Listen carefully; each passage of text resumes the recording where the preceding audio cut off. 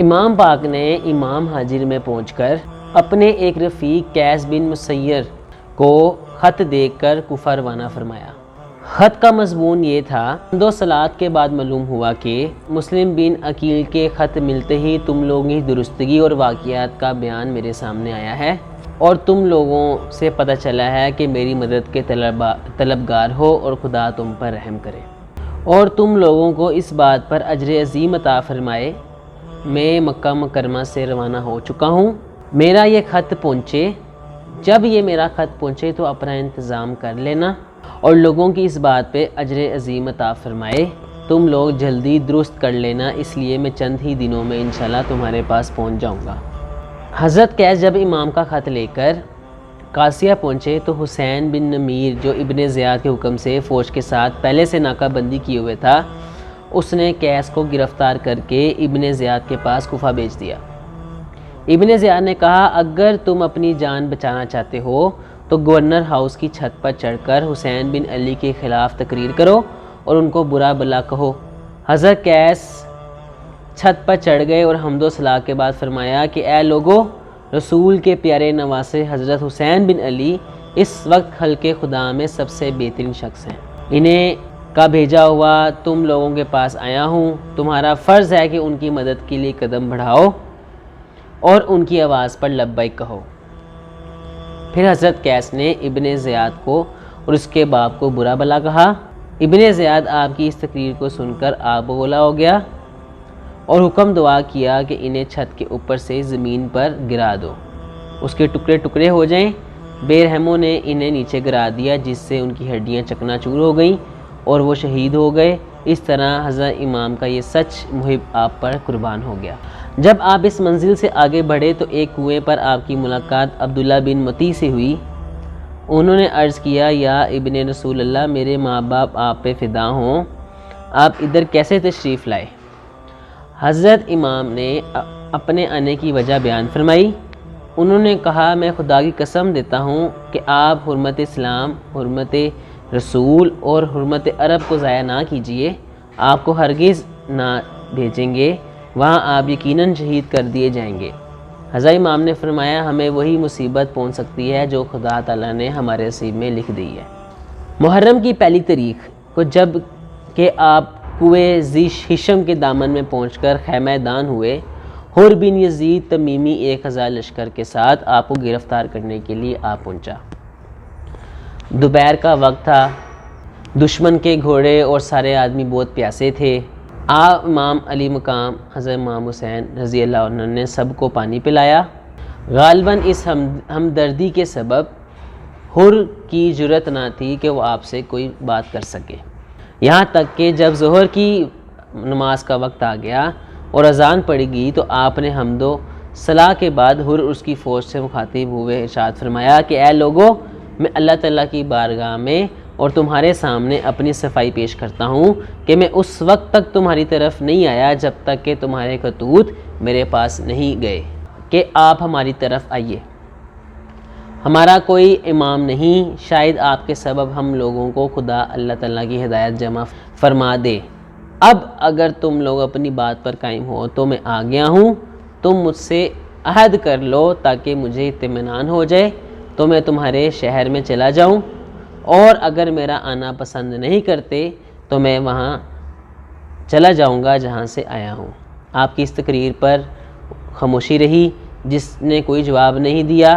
آپ نے حر سے پوچھا: تم میرے ساتھ نماز پڑھو گے یا الگ پڑھنا چاہو گے؟ حر نے کہا: آپ نماز پڑھائیے، ہم سب آپ کے پیچھے نماز پڑھیں گے۔ چنانچہ ایسے ہی ہوا، دونوں طرف کے لوگوں نے حضرت امام حسین رضی اللہ عنہ کے پیچھے نماز ادا کی۔ اس کے بعد اب اپنے خیمے میں تشریف لے گئے۔ جب عصر کا وقت ہوا تو امام علی مقام نے اپنے ساتھیوں کا حکم دیا کہ روانہ ہونے کے لیے سب تیار ہو جائیں۔ پھر خیمے سے باہر تشریف لائے اور اس وقت بھی دونوں گروہوں نے آپ کے پیچھے نماز پڑھی۔ نماز کے بعد آپ نے مجمع کی طرف رخ کیا اور حمد و ثنا کے بعد فرمایا: اے لوگو، اگر تم تقوی اختیار کرو گے اور حق والوں کا حق پہنچ جاؤ گے تو اللہ تعالیٰ کی خوشنودی حاصل کرو گے، اور جو تم پر ظلم و زیادتی کے ساتھ حکومت کرتے ہیں، ہم اہل بیت ان کے مقابلے میں خلافت کے زیادہ مستحق ہیں۔ لیکن اگر تم ہم کو نہیں پسند کرتے ہو اور ہمارے حق کو نہیں پہچانتے ہو اور تمہاری رائے اس کے خلاف ہو گئی جو تمہارے خطوط سے ظاہر ہے تو میں واپس چلا جاؤں گا۔ حر نے کہا خدا کی قسم ہمیں معلوم نہیں تھا کہ وہ کیسے خطوط ہیں جن کا بار بار ذکر فرما رہے ہیں۔ آپ نے خطوط کے تھیلے کو منگوا کر اس کے سامنے الٹ دیا۔ حر نے کہا ہم ان لوگوں میں سے نہیں ہیں جنہوں نے آپ کو خطوط لکھے تھے، ہم کو تو یہ حکم دیا گیا ہے کہ جہاں بھی آپ مل جائیں ہم آپ کے ساتھ نہ چھوڑیں یہاں تک کہ ابن زیاد کے پاس پہنچا دیں۔ آپ نے فرمایا اس مطلب کے حاصل کرنے سے تیرے لیے مر جانا ہی زیادہ آسان ہے۔ پھر اپنے ساتھیوں کو سوار ہو کر لوٹنے کا حکم دیا۔ حر نے واپس ہونے سے روکا۔ امام نے فرمایا تو کیا چاہتا ہے؟ اس نے کہا میں آپ کو ابن زیاد کے پاس لے جانا چاہتا ہوں۔ آپ نے فرمایا خدا کی قسم نہیں ہوگا۔ اس نے کہا خدا کی قسم میں بھی آپ کو نہیں چھوڑوں گا۔ اس طرح تکرار ہوئی۔ آخر کار حر نے کہا مجھے آپ سے لڑنے کا حکم نہیں دیا گیا، مجھے تو یہ حکم ہے کہ آپ کے ساتھ رہوں یہاں تک کہ آپ کوفہ نہ پہنچ جائیں۔ اگر آپ کوفہ جانے سے انکار کرتے ہیں تو یہاں تک کہ میں ابن زیاد کی رائے نہ معلوم کر لوں آپ ایسا راستہ اختیار کریں جو نہ کوفی کی طرف جاتا ہو اور نہ مدینے کی طرف جاتا ہو۔ آپ کو اس بات کی معقول معلوم ہوئی۔ آپ قاسیہ اور غریب کی راہ سے بائیں چلنے لگے اور ساتھ حر بھی چلتا رہا۔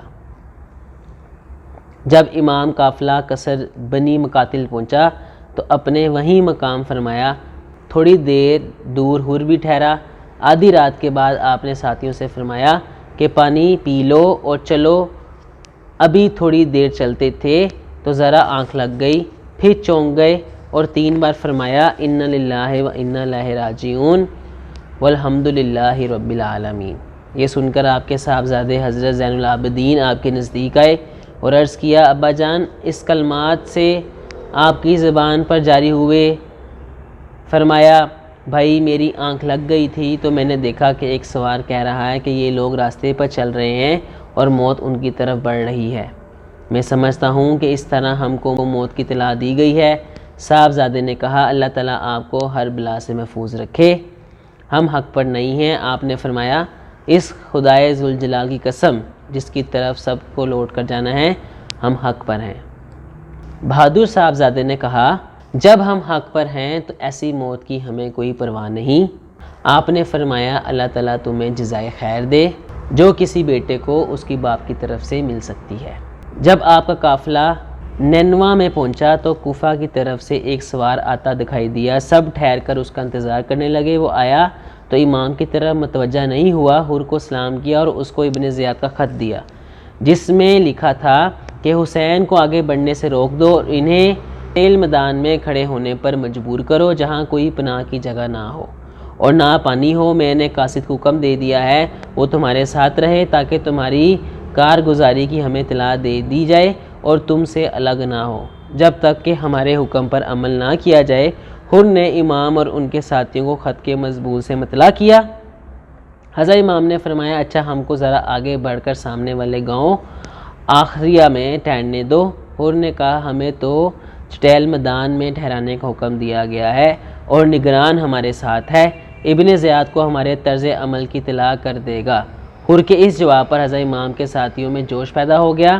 زبیر بن کبن نے کہا یا ابن رسول ان سے جنگ کر لینا ہمارے لیے آسان ہے بنسبت ان لوگوں کے جو ان کے بعد آئیں گے، اس لیے کہ وہ اتنے ہوں گے کہ ہم ان سے مقابلہ کی طاقت نہیں ہوگی۔ مگر حضرت امام نے فرمایا ہم اپنی طرف سے جنگ کی ابتدا نہیں کریں گے۔ پھر آپ نے حر سے فرمایا اچھا کچھ تو چلنے دو۔ حر خاموش رہا اور آپ بائیں طرف چل پڑے۔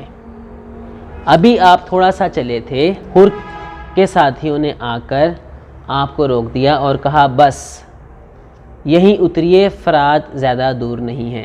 آپ نے پوچھا اس جگہ کا نام کیا ہے؟ اس نے کہا کربلا۔ اس الفاظ کو سنتے ہی آپ سواری سے اتر پڑے اور فرمایا یہ کربلا ہے؟ جو مقام کرب و بلا ہے یہی ہمارے اونٹوں کی بیٹھنے کی جگہ ہے، یہیں یہ ہمارے مال و اسباب اتریں گے، اسی مقام پر ہمارے ساتھی شہید ہوں گے۔ یہ محرم 61 ہجری کی 2 تاریخ خمیس کا دن تھا جب حر نے حضرت امام کو کربلا میں اتارنے پر مجبور کر دیا۔ اس پر ابن زیاد کو اس بات کی اطلاع دی۔ یہ وقت وہ تھا جب کہ ایران میں بغاوت ہو گئی تھی۔ جس کو فرد کرنے کے لیے عمر بن سعد کو 4000 فوج کا سردار بنا گیا تھا اور حکومت کی پرواہ نہ لکھ کر دیا گیا تھا۔ عمر بن سعد اپنی فوج کے ساتھ نکل کر ابھی تھوڑا ہی دور گیا تھا کہ ابن زیاد نے اسے واپس بلا کر حکم دیا کہ پہلے حسین کی مہم سر کرو، اس کے بعد ایران کی طرف چلنا۔ ابن سعد نے کہا مجھے اس امر کے لیے نہ بھیجیں، چونکہ عمر بن سعد فتح ایران صحابی رسول سعد بن ابی وقاص جو کہ عشرہ مبشرہ میں سے تھے کا بیٹا تھا، نواسہ رسول کی فضیلت سے خوب واقف تھا۔ ابن زیاد نے کہا اگر حسین کے مقابلے کے لیے نہیں جاتے تو حکومت سے دستبردار ہو جاؤ۔ عمر بن سعد نے اس معاملے پر غور کر کے ایک دن کی مہلت مانگی، پھر دنیاوی حکومت کی لالچ میں آ کر امام علی مقام سے مقابلہ در مقابلے کے لیے تیار ہو گیا، اور وہی 4000 کی فوج جو ملک ایران جانے کے لیے تیار تھی انہیں ساتھ لے کر 3 محرم کو کربلا پہنچ گیا اور برابر کمک پہنچتی رہی، یہاں تک کہ عمر بن سعد کے پاس 22000 کا لشکر جمع ہو گیا۔ جب آپ وہاں سے منزل شلبیہ میں پہنچے تو بکیر اسدی کوفے سے آتا تھا۔ اس کے بعد عبداللہ بن زیاد کا کوفے میں آنا، کوفیان بے وفا کا اس سے مل جانا اور حضرت مسلم اور ان کے لڑکوں اور ہانی کی شہادت پانا مفلسن آپ کو سنایا۔ حضرت مسلم کی ایک شہزادی بھی ساتھ تھی، اس وقت آپ کے پاس آئیں، آپ خلاف معمول بار بار منہ ان کا دیکھنے لگے اور سر پر ان کے دستے مبارک پھیرنے لگے۔ وہ شہزادی سمجھ گئی، کہنے لگی یا ابن رسول اللہ، آج آپ خلاف عادت کے میرے سر پر اس طرح سے ہاتھ پھیرتے ہیں جس طرح سے یتیموں کے سر پہ ہاتھ پھیرا جاتا ہے۔ آپ کی قسم، پاک درود کی سچ فرمائیے، ابا جان شہید تو نہیں ہو گئے؟ آپ ضبط گریہ نہ کر سکے، بے اختیار ہونے لگے، اشکوں سے دامن بھگونے لگے اور فرمایا بیٹی چپ رہ، مت رو، ہم تمہارے باپ ہیں اور زینب میری بہن تمہاری ماں ہے۔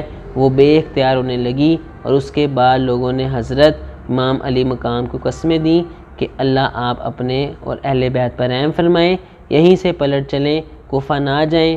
غرض جب لوگوں نے وہاں سے باسرار تمام مراجت کی صلاح ٹھہرائی تب آپ نے حسب صلاح چاہا کہ پلٹ جائیں، لیکن یہ خبر حضرت مسلم کو سنائی، حضرت مسلم کے بھائیوں کو سنائی، اور لڑکوں نے کہا جب ہم لوگ جی کر کیا کریں گے، پتھر صبر سینے پر کب تک دھریں گے، واللہ ہم جب تک اس کا بدلہ نہیں لیں گے یا خود ہی مر جائیں گے یا مارے جائیں گے، ہرگز یہاں سے نہیں پلٹیں گے۔ امام علی مقام نے فرمایا کہ جو تمہارا حال ہے وہی ہمارا حال ہے، تمہارے بعد زندگی بے لطف ہے، جینا وبال ہے، اور سیدھے عراق کی جانب روانہ ہوئے۔ پھر جو لوگ تمام دنیا سے ہمراہ ہوئے تھے متفرق ہو گئے، فقط رفیق اور عزیز باقی رہ گئے۔ حضرت امام علی مقام حسین رضی اللہ عنہ کے ساتھ کل 82 آدمی تھے، جن میں بیویاں اور بچے بھی شامل ہیں، اور واللہ وہ جنگ کے ارادے سے نہیں آئے تھے، اس لیے لڑائی کا کوئی سامان نہیں رکھتے تھے، مگر اہل بیت کی شجاعت اور بہادری کا اثر ابن زیاد کے دل میں اتنا گہرا تھا کہ اس نے 22,000 کا لشکر جرار بھیج دیا۔ دگنی چگنی 10 گنی تو کیا 100 گنی تعداد کو بھی کافی نہیں سمجھا۔ کوفہ کے تمام قابل جنگ افراد کو کربلا میں بھیج دیا، اس کے باوجود لوگوں کے دل خوف زدہ ہیں اور جنگ آز مادلاروں کے حوصلے پست ہیں۔ آخر مجبوراً اس کو یہ فیصلہ کرنا پڑا کہ لشکر امام پر پانی بند کر دیا جائے، تب ان کا مقابلہ کیا جا سکے گا۔ چنانچہ عمر بن سعد نے عمر بن حجاج کو 500 سواروں کے ایک دستے کے ساتھ دریائے فرات پر مقرر کر دیا کہ امام اور اس کے ساتھی پانی کی ایک بوند بھی نہ لے سکیں۔ یہ واقعہ حضرت امام علی جدہ علیہ السلام کے شہید ہونے سے 3 دن پہلے کا ہے۔ یہ واقعہ حضرت امام حسین علیہ السلام کے شہید ہونے سے 3 دن پہلے کا ہے۔ ابن سعد نے حضرت امام کے پاس آدمی بھیجا کہ ان سے پوچھو کہ یہاں کیوں آئے ہیں اور کیا چاہتے ہیں۔ آپ نے جواب دیا تمہارے شہر کوفہ کے لوگوں نے خطوط لکھ کر مجھے بلایا ہے، اب اگر میرا آنا پسند نہیں تو میں واپس چلا جاؤں۔ ابن سعد نے اپنا سوال اور حضرت کا جواب لکھ کر ابن زیاد کو بھیج دیا۔ اس نے ابن سعد کو جواب میں لکھا کہ تم حسین اور ان کے تمام ساتھیوں سے کہو کہ وہ یزید کی بیعت کر لیں، اگر وہ بیعت کر لیں گے تو جو ہم مناسب سمجھیں گے وہ ہم کریں گے، ہمارا دل چاہا تو ہم واپس بھیج دیں گے اور ہمارا دل نہ چاہا تو ہم جو دل چاہے وہ کریں گے۔ ابن سعد کو جب یہ خط ملا تو ابن سعد نے کہا کہ میں سمجھ گیا کہ ابن زیاد کو امن و عافیت منظور نہیں۔